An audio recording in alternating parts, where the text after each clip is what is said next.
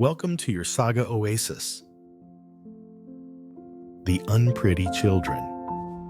In a society that places a high value on appearance, children who don't fit conventional beauty standards face unique challenges and prejudices that many may not fully grasp. Just because they look different from societal norms, these kids encounter unnecessary obstacles in their lives. Let's explore their stories with us today.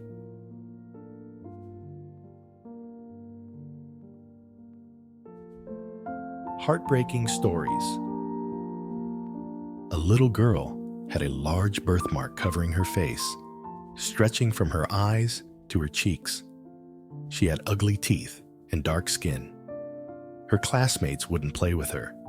They looked at her as if she were an alien, with eyes full of pity and prejudice. She was frequently bullied by some older students who tore up her homework, dunked her head in water, and even forced her to kneel and apologize just because her appearance annoyed them. Even though she cried and begged, she still had to endure the torment. The discrimination worsened when even the teachers at school mocked her differences, saying things like, "Why does someone with such a beautiful name look like that?" The teacher even threatened to move any distracted students to sit next to her as if it were a terrible punishment. Another boy in the class endured similar prejudice. He had a large, flat, and red nose, rough skin, slightly bulging eyes, and thick lips. In elementary school, his teacher seated him next to a very handsome boy. One day, the teacher accidentally called him by the other boy's name. The entire class laughed sarcastically, and he clearly heard someone say, "How could you mistake an angel for a pig-faced kid?" The boy felt deeply resentful and hated the classmates who mocked him, the teacher, and the good-looking boy. He even began to hate himself, smashing all the mirrors in his house and yelling at his parents, blaming them for everything. "Why did you give birth to me? Why do I have to be so ugly and miserable?" Some people advised the little girl that if she excelled in her studies, people would stop bullying her and start respecting her.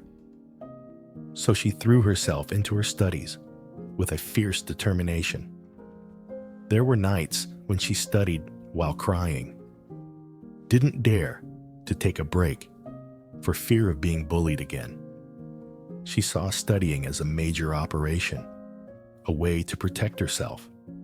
She let the bullies copy her homework, and gradually, they stopped bothering her. But her appearance still made people avoid and gossip about her. She didn't dare to have a crush on anyone, and always doubted the sincerity of compliments. Once someone is called ugly, they stop believing they can be attractive. She wondered why, despite working so hard to excel, she couldn't change people's scornful attitudes. They wouldn't accept her. No matter how good she became, they thought it was just luck, good connections, or pity from above for her looks, giving her some talent as a consolation. After getting angry with his parents, the boy decided to drop out of school and go to the city to find a job. After much struggle, he found work as a porter. His co-workers were also hard-working laborers who only cared about earning money to support themselves and their families. They didn't care about his appearance or their own. They just silently bowed to their fate. He never knew what it felt like to hold his head high.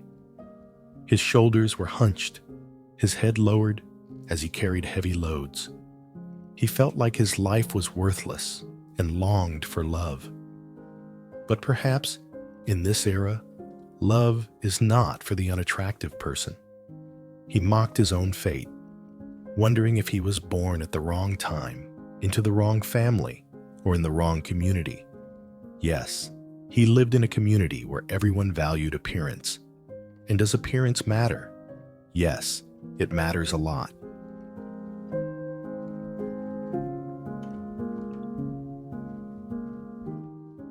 Unrecognized efforts. People without attractive appearances often hear consoling phrases like, "It's what's inside that counts," or are reminded that true talent will naturally shine. They might also hear encouraging words like, "At least you have a beautiful soul." After hearing this, they can only give a weak smile, sensing the pity in every word of comfort, and feeling a deep sorrow for themselves. Some say that appearance doesn't matter, but that's because they don't understand how much being unattractive can impact a person's life. There are people whose appearance is not perfect, yet instead of feeling sad and insecure about being criticized, they hold their heads high with confidence, wearing glamorous outfits in hopes of masking their flaws from the world. However, they still endure hidden pains and feelings of loneliness that no one can see. People often tell them, "You're ugly, and now you're trying to show off," which makes them feel even more isolated and unfairly treated in life. There are also people who, to escape the stares and comments about their looks, work tirelessly, saving every penny to afford surgery at a cosmetic clinic. They endure the painful procedures with the hope that people will stop talking about them. Yet, they still hear harsh remarks like, "What's so great about artificial beauty? Natural ugliness is better." Even many women, after getting married, can't escape from these bad words. People gossip, mock, or praise their husbands for being noble or foolish, saying the unattractive woman is lucky, or even suggesting she used charms to make her husband fall for her. Stop if you have ever hurt someone by mocking or judging their appearance. Everyone in this life is struggling daily to survive. So focus on living your own life well first. Don't make someone else's life worse. Between judgment and prejudice lies a thin line. Be careful with your words because you never know how deeply a casual joke can hurt someone. Children who are unfortunate enough to have unattractive appearances, what crime have they committed? People often say, being ugly is a crime. But it's not a crime that can land you in jail or be recorded in legal documents. It's a crime created by a society obsessed with physical beauty. It's not a real crime, but a misfortune, because our appearance is not something we can choose. People with unattractive appearances are not at fault. The blame lies with society and the people with ugly hearts who only know how to speak cruel words. We need to understand this and change our perspective so that no one has to endure prejudice because of their looks.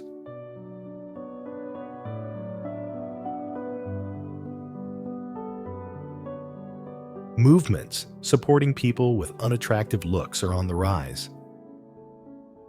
But you know what? If we don't have a beautiful appearance, we are also at fault if we let ourselves drown in those cruel words, neglect or harm our bodies, and never love or accept our flaws. So what does it mean to love and accept yourself?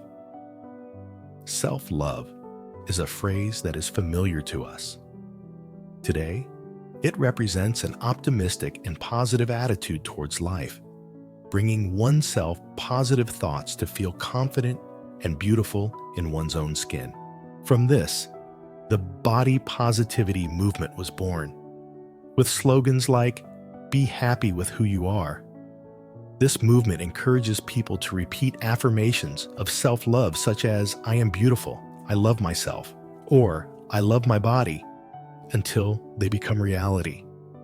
However, this inadvertently creates pressure, forcing us to feel satisfied with ourselves. Naturally, we all have aspects of our bodies we're not satisfied with, and we can't force ourselves to find love where it doesn't exist. Can that really be called true self-love? If we keep affirming something positive that we don't truly believe, our inner self will reject these affirmations. In the end, this might backfire, and make us even more troubled about our bodies. So, is there a better approach than the body positivity movement? The answer is yes. In 2015, the concept of body neutrality gained widespread acceptance, promoting a neutral stance, neither idolizing nor hating our bodies. This perspective focuses more on what your body can do rather than how it looks. For example, you might appreciate your big legs because they support your body, but you still work out to make them stronger and healthier. You want your body to be fit, not to look good for others, but because it makes you feel active and healthy. Or you might want to gain weight because you know a too thin body won't provide enough energy for you to do what you love. This movement emphasizes what a certain body shape can bring to your life rather than how it looks to others. In other words, it helps us reduce negativity towards our bodies, preventing us from making extreme changes while also avoiding complacency. Understanding our bodies to transition from "I hate my body" to "I love my body" is a process filled with pressure and tears. We might not come to love our small eyes, crooked teeth, or rough hands, but instead, we can come to appreciate them and understand the best ways to improve what we can. The only true fairness in life is that everyone experiences injustice. If you are beautiful, you are lucky. If not, it is not your fault. We understand that we're not as unattractive as we once thought. It's just that the love we had for ourselves wasn't strong enough. So, love yourself deeply, because you always deserve to be loved.